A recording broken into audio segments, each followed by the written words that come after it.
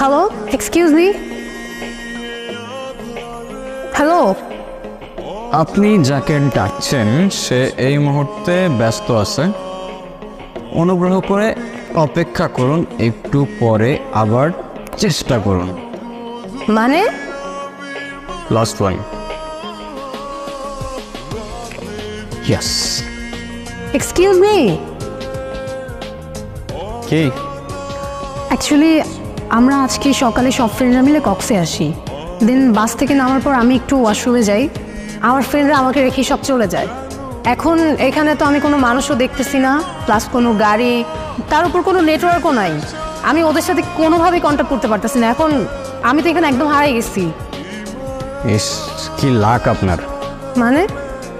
মানে আমি গত 5 বছর ধরে হারানোর ট্রাই করতেছি, যেখানে চোখ যাচ্ছে সেখানে চলে যাচ্ছি, কিন্তু হারাইতে পারতেছি না। আর আপনি না চাইতেও পেয়ে গেলেন।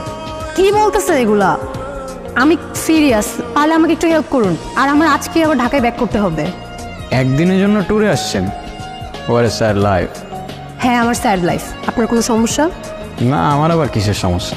নাও can you please help me? Yeah sure, tell me how can I help. আমরা সব ফ্রেন্ডরা মিলে ইনানি বিচে যাওয়ার কথা। আমি শিওর আমার ফ্রেন্ডরা ওই বিচের আশেপাশেই আছে। এখন আমার সেখানে আপনাকে নিয়ে যেতে হবে। জি।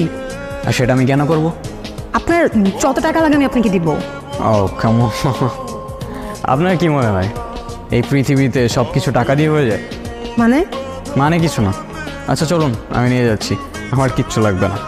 ওকে। আচ্ছা, আপনি কোথায় যাচ্ছিলেন? কোথাও না, আবার অনেক জায়গায়। মানে?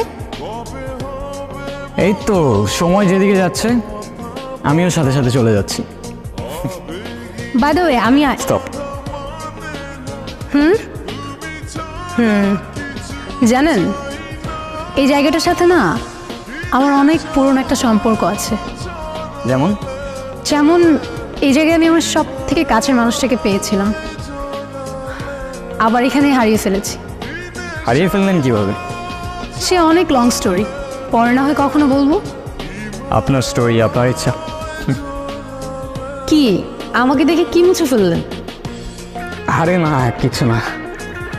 আচ্ছা, আপনি কিন্তু আপনার স্টোরিটার বললেন না। সত্যি কথা বলতে স্টোরিটা শেয়ার করতে আসছি। সময়টা ছিল তখন, হ্যাঁ, আমি ক্লাস 8-9-এ পড়ি। বাবার বদলি হয়ে যায়, আমি এখানে চলে আসি, এখানে স্কুলে ভর্তি হই। প্রতিদিন স্কুলে যাওয়ার সময় ওই ছেলেটা একটা করে চিঠি রেখে যেত। প্রথম কয়েকদিন তো আমি কখনোই চিঠি নিতাম না, কিন্তু একদিন চিঠি না নিয়ে আর পারলাম না। এত সুন্দর করে কথাগুলো লিখতো।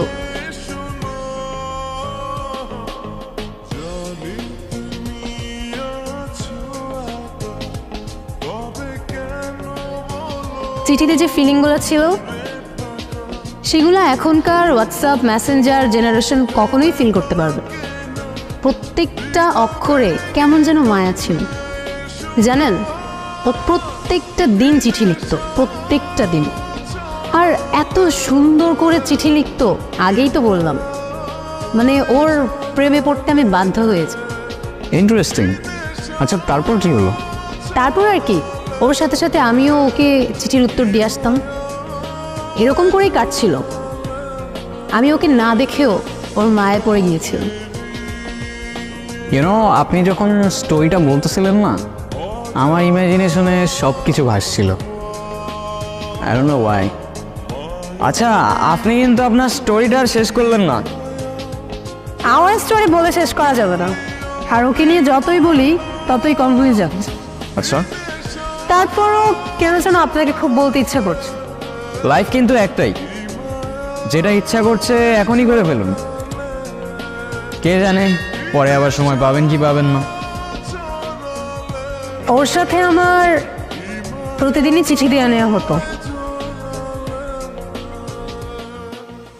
ওকে কতবার বললাম আমার সামনে এসে দেখা করতে, ও কখনো করেনি।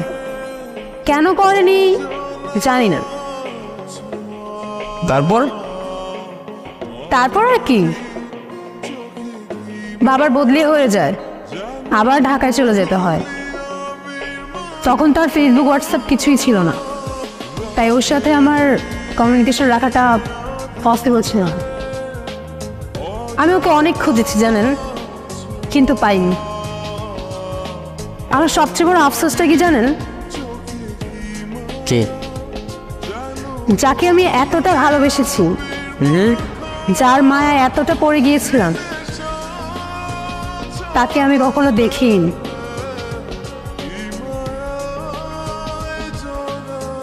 আপনার চোখে পানি কেন? কিছু না, এমনি। আপনি ওকে খুব ভালোবাসতেন তাই না? তাহলে ওই ছেলেটাকে বিয়ে করছেন যে? ওর সাথে আমার ফ্যামিলিগত বিয়ে, ওই যে দেশি কালচার, বিয়ে তো একটা করতেই হবে, সেটাই করছি। ভালো থাকবেন? হয়তো। আচ্ছা, আমার না চলে যেতে হবে, আমার হাতে আর তেমন সময় নাই। আমার আজকে রাতেই ফ্লাইট, মিস করা যাবে না। চলে যাচ্ছেন? হ্যাঁ। ও, I have something for you. কি?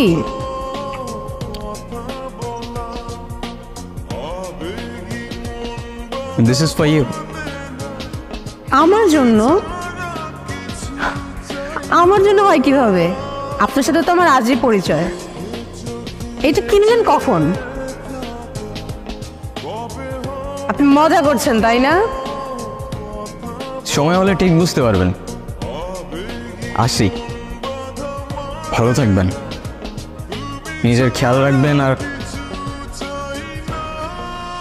ভাগ্যে থাকলে আবার দেখা হবে।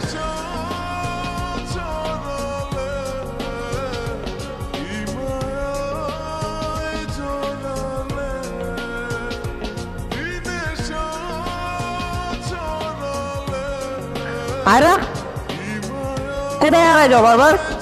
আমার কি আর কোনো কাজ নেই? আমি সারাদিন তোমারই খুঁজবো।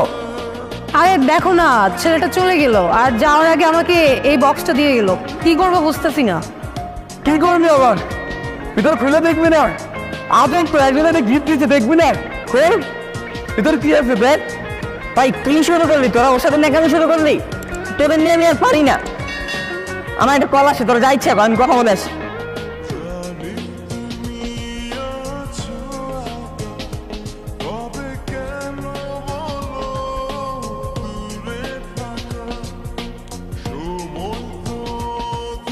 নীরব? এটা নীরব ছিল? দোষের নীরব ছিল? আমাকে শুধু নীরবই আরো বলে ডাকতো। আমি কত খুঁজছি তোমাকে, কতবার খুঁজছি।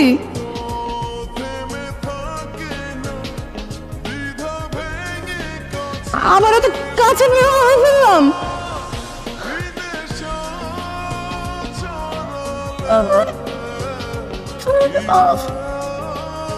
আরও আমি ছোটবেলা থেকেই খুব ইন্ট্রোভার্টেড ছিলাম, কারোর সাথে কথা বলতে পারতাম না, আর সেখানে আমি তোমায় ভালোবাসতাম। কীভাবে তোমার সামনে গিয়ে দাঁড়াতাম আমি বুঝতাম না, কিন্তু আমি সেদিন এসেছিলাম। আমি এসেছিলাম, তোমার চিঠিটা পড়ে সেখানেই দাঁড়িয়েছিলাম। প্রতিদিন আগের মতোই চিঠি দিতাম, দাঁড়িয়ে থাকতাম তোমার অপেক্ষায়, কিন্তু তুমি আর আসনি, কখনো আসনি।